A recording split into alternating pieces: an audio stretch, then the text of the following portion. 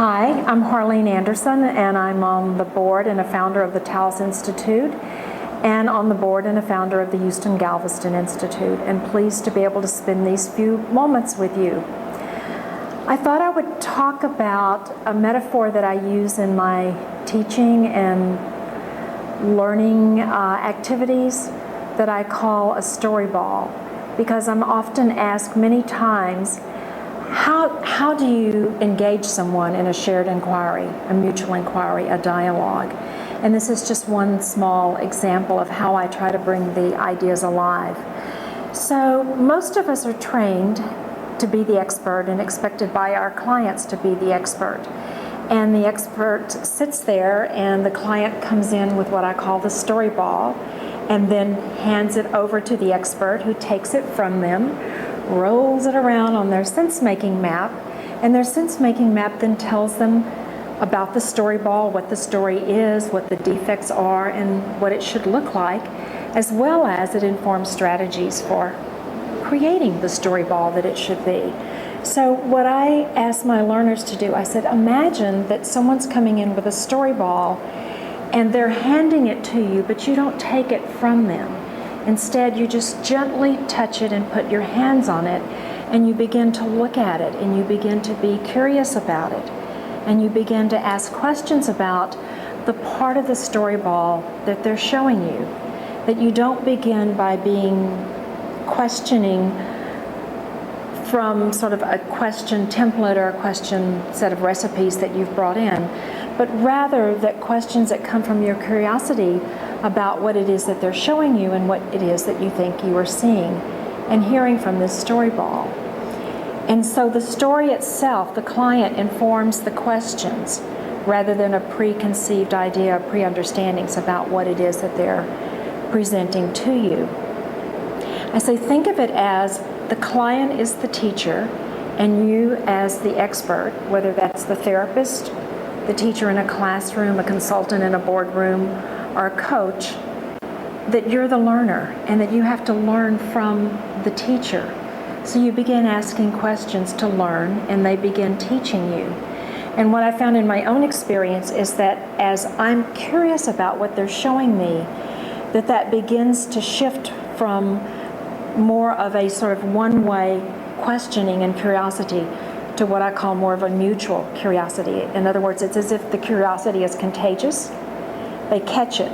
And so we engage with each other in what I call in my writing a shared or mutual inquiry, where we're both involved in an interactive activity, an interactive process of trying to understand this story and the aspects that the client is showing me or wants me to know about. And then I say, if you happen to notice or think you see something around the corner of the ball, rather than just go into it like an impolite guest and you walk into someone's house and open up a closet door and look in, that you ask, you say, well, I think I'm noticing, may I ask about? As you were talking, I'm wondering, do you mind if I ask about? So I say, think of yourself as a guest and how to be a polite guest. So that if there's something that they're not showing you directly, if it's something you're wondering about or you think might be there, rather than just sort of barging in, to sort of gently and tentatively begin to say, could we just turn the ball a little bit this way, or maybe this way? And what I find is that then we continue with our hands on it, again engaged in this more mutual, this more shared, this more interactive process, and that you begin to create new meanings, new understandings, which lead to new possibilities, whether those are new possibilities in the way of simply thinking about something or approaching something. I'm open to a question about that, if you have a question. Well, it almost sounds to me as if you're really talking about the intelligence of the person to basically orient just by having a real support and curiosity and presence of the person in dialogue. And so I just wanted to talk about how the relationship in and of itself supports from his own process of self-inquiry and the underlying assumption that they will orient and help the Right. I do think that people will tell you what's important for them and what they want to talk about, and that they will orient you, and that you need to pay attention to that, and you need to pay attention to the way that you respond to their responses to you. That again, that it's this back and forth process of the person in the coach, the consultant, or the therapist chair adjusting to the responses that you get. It all begins, though, I think, in the way that you begin to meet and greet people. Another metaphor that I use with my learners is a metaphor of host-guest, as I mentioned guest a moment ago. That I say that what you do is you think of yourself as a host to a guest. And remember the times that you were a guest in someone's home or someone's office, and what did they do to make you feel welcome, to make you feel that they were interested in you, to make you want to talk to them, to tell them some things about yourself. And I say that's what I'm talking about.